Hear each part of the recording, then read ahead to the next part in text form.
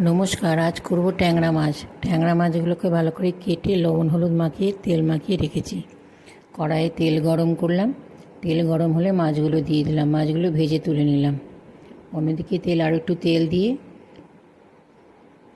লঙ্কা, কালো জিরে, দারচিনি, এলাচ দিয়ে গন্ধ উঠলে পেঁয়াজ দিয়ে দিলাম।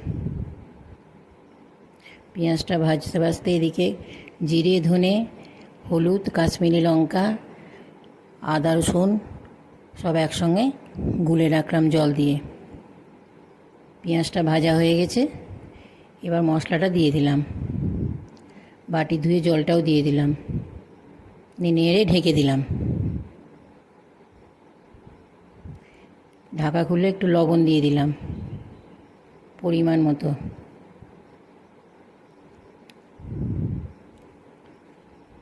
ভাজা হয়ে গেলে সস দিয়ে দিলাম। সস দিয়ে নেড়ে চেড়ে আবার ঢেকে দিলাম। যখন গা ছাড়া হয়ে যাবে তখন জল দিয়ে দিলাম। জলটা নিজের পরিমাণ মতো, ঝাল করলে একটু কম জল, ঝোল করলে একটু বেশি জল দিতে হবে। ঝোলটা ফুটে উঠলে মাছগুলো দিয়ে দিলাম।